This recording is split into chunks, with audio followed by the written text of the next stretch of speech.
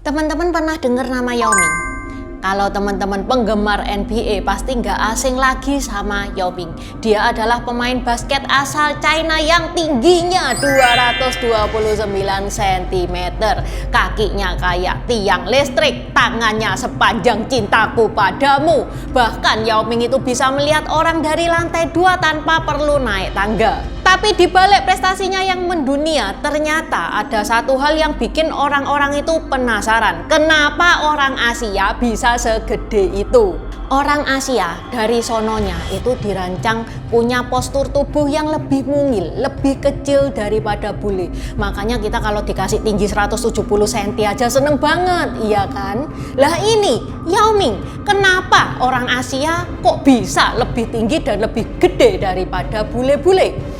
Udah tinggi, kekar, jago, beneran kayak Kapten Amerika versi basketball. Sehingga timbullah perdebatan apakah Yao Ming ini manusia biasa atau Yao Ming ini diciptakan karena hasil eksperimen pemerintah China. Kayak Kapten Amerika yang dikasih serum supaya dia jadi superhero. That's 100%.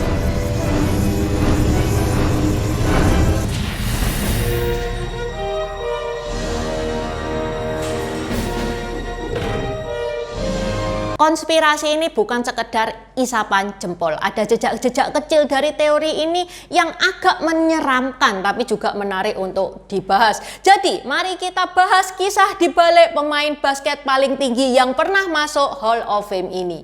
大家好，我叫英丹，欢迎来到我的频道 Dynasty 小喜。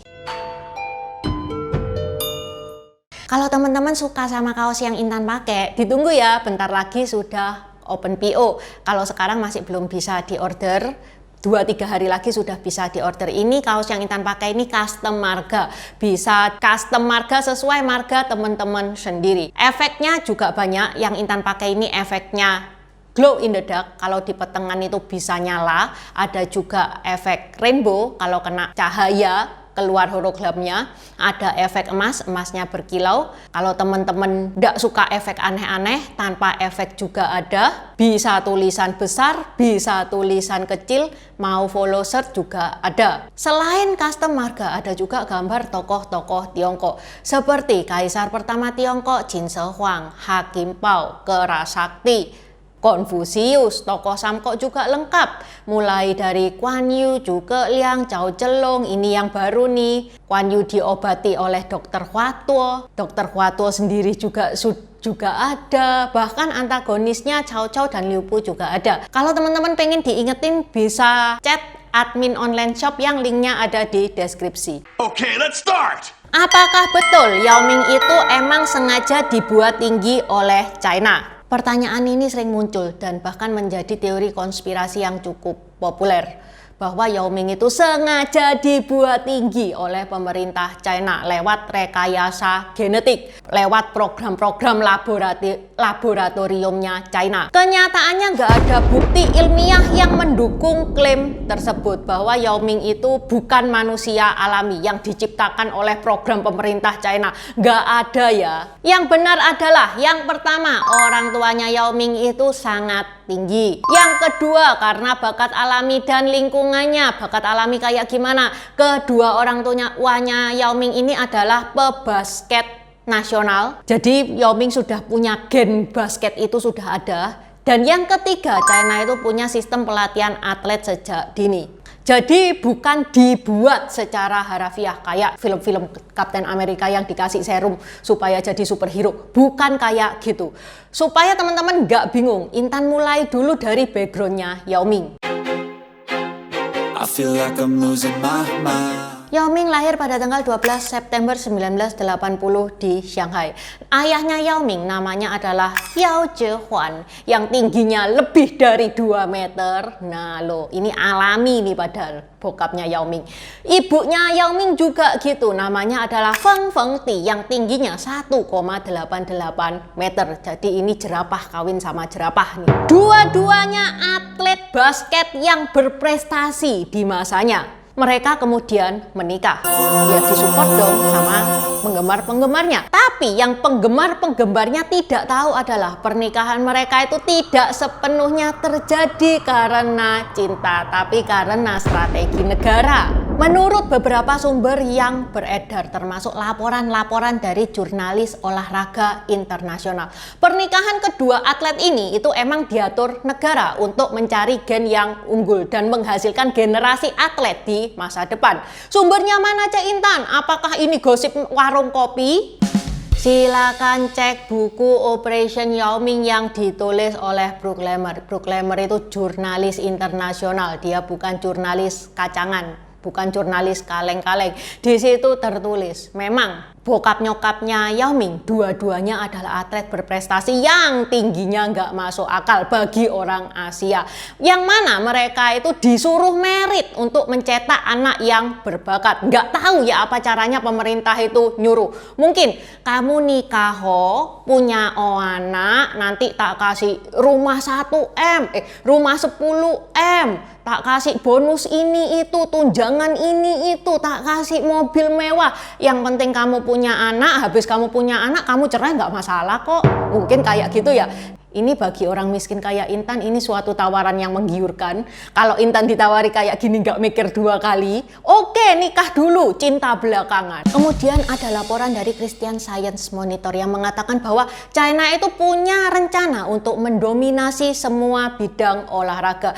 Dengan cara apa? Dia menggalakkan cara dengan menjodohkan atlet unggulan supaya mendapatkan bibit-bibit di masa depan. Begitu juga artikel The New Yorker. Dia bilang bahwa praktek perjodohan atlet itu sudah biasa banget di China. Temennya Yao Ming yang juga pebasket, namanya adalah Sha Yifeng. Sha Yifeng ini bilang bahwa orang tuanya itu disuruh merit sama pemerintah China. Ini kayak Tinder tapi versi negara. Kalau Tinder dapatnya cuma cinta doang, kalau disuruh negara dapatnya bukan cuma cinta, dapat duit, dapat jaminan masa depan. Ini guys ya, kalau kasusnya Alan Budi Kusuma sama Susi Susanti, mereka itu bakal banyak dapat bonus-bonus loh dari negara. Bukan malah dipersulit SBKRI-nya. Apa itu SBKRI? Intan pernah bahas. Ini nih linknya, di deskripsi juga sudah Intan taruh. Enak loh, Alan sama Susi itu. Negara nggak perlu susah-susah jodohin mereka. Mereka itu kawin-kawin sendiri. Tapi kenyataannya karena di Indonesia ndak ada program kayak gini, atlet-atlet unggulan nikahnya sama anaknya pejabat.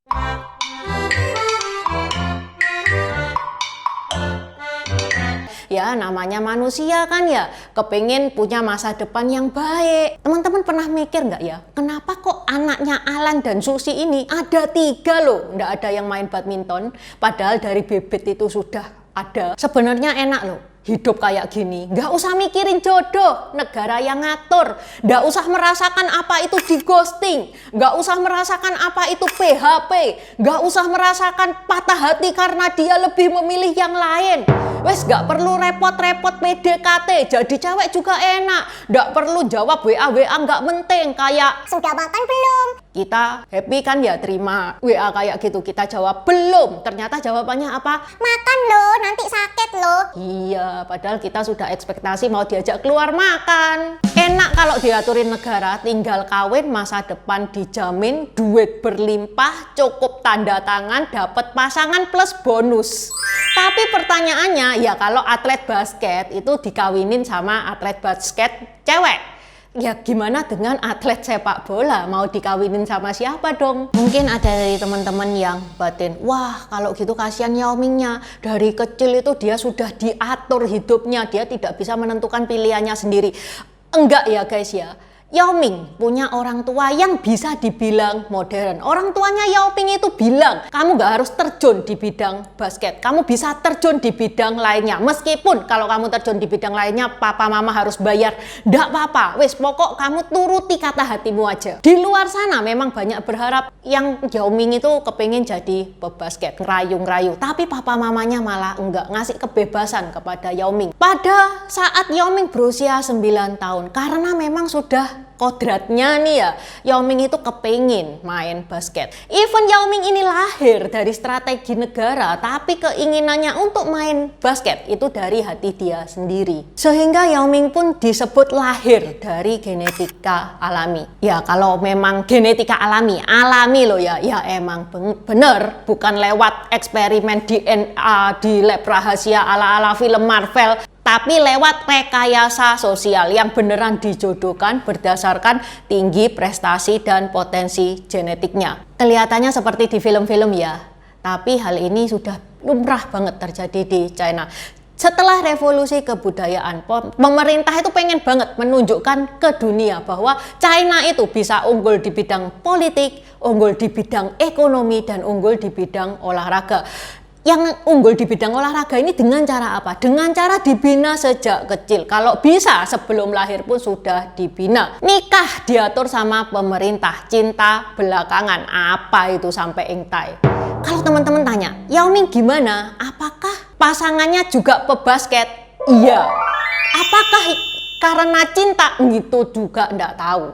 Pokoknya pebasket sama pebasket. Makanya banyak banget ya di China, atlet-atlet China itu meritnya itu juga sama profesinya kayak Xie Xinfang sama Lin Tan. Banyak banget atlet-atlet di China itu merit, dan karena itu memang digalakkan sama pemerintahnya. Kenapa sampai ada konspirasi bahwa Yao Ming adalah hasil eksperimen laboratorium dari pemerintah China? Karena yang pertama, melihat postur fisik Yao Ming yang luar biasa, tingginya 229 cm, di antara orang-orang Asia yang mungil-mungil dia menjulang tinggi. Sehingga orang-orang penasaran dong, ini alami apa rekayasa? Itu yang pertama. Yang kedua, karena China punya wacana untuk meningkatkan kualitas genetik populasi. Ini sebenarnya kasihan. Jadi di tahun 1980 pemerintah China itu menyerukan regulasi agar mereka yang genetiknya jelek, genetiknya nggak bagus itu tidak boleh nikah, apalagi punya anak. Tujuannya apa? Supaya generasi-generasi berikutnya itu bisa sehat-sehat, bisa nggak cacat. Ini kasihan banget. Jadi mereka yang disabilitas, mereka yang cacat itu nggak boleh nikah. Padahal loh ya, Intan punya kenalan. Cewek cowok pasangan ini itu bisu tuli, tapi anaknya bisa loh normal. Tapi ya itulah China, kontrol genetik ini itu nggak asing bagi mereka. Yang ketiga, Yao Ming dibina sejak kecil dalam sistem yang tertutup. Jadi Yao Ming itu dari kecil sudah diawasi, dilatih oleh negara, setiap pertumbuhan dan fisiknya itu dipantau, latihan diatur, nutrisi diukur. Dari luar itu kita melihatnya kayak, oh ini pembinaan atlet. Tapi dari orang-orang yang suka banget sama teori konspirasi, mereka lihat gedung tertutup kayak gitu, langsung punya pikiran aneh-aneh. Ada apakah ini? Yang keempat, proyek super atlet. Jadi beberapa orang-orang China yang suka sama teori konspirasi ini menduga bahwa China itu punya program itu namanya super athlete breeding, yang mana ini program rahasia untuk menghasilkan manusia unggul yang bisa mendominasi dunia olahraga. Yao Ming itu dianggap prototipe yang sukses. Yang kelima, kurangnya transparansi. Ini ngebikin teori konspirasi itu tumbuh subur. China memang terkenal tertutup banget di masalah-masalah internal, termasuk data medis, proses perekrutan, kegiatan latihan, yang mana ini menjadi lahan subur untuk teori-teori liar itu bertumbuh. Yang keenam, Yao Ming itu kurang buka-bukaan tentang masa kecilnya. Mungkin teman-teman kalau ngelihat Yao Ming, oh dia itu ramah, dia itu terbuka, iya kan, kalau diwawancarai itu bilang apa adanya. Tapi satu, kalau Yao Ming ditanyain masa kecilnya, dia itu tertutup banget. Ngasih infonya itu sedikit banget, sehingga orang-orang tuh mikir beneran dah Yao Ming ini jadi karena hasil cinta kedua orang tuanya atau karena dia adalah program pemerintah. Yang ketujuh, munculnya Yao Ming secara tiba-tiba di NBA. Di mata publik barat, Yao Ming itu simsalabim muncul di NBA, langsung dominan, bermain dengan sangat-sangat gemilang. Plus Yao Ming itu datang dari negara yang tertutup secara politik dan budaya, sehingga bule-bule itu pada berspekulasi, iya kan? Masa orang Asia segede itu tiba-tiba muncul di NBA, dominan pula. Sehingga ya itu, makanya muncul pemikiran aneh-aneh. Ini manusia atau proyek pemerintahnya China? Kita nggak bisa bilang pasti ya. Tapi satu hal yang jelas, kalau tinggimu 160 cm, makanya mie instan tiap hari, hobinya rebahan, punya anak juga hobinya rebahan, terus berharap anakmu itu bisa kayak Yao Ming, berprestasi segede itu, mending nggak usah nonton NBA. Mending nonton Upin Ipin aja karena lebih relatable. Oke, sampai di sini dulu bahasan Intan hari ini. Xie Kuan Kan, Zaijian. Terima kasih udah nonton channel ini sampai habis. Dukung aku terus berkarya dengan klik subscribe dan bunyikan lonceng di bawah ya guys.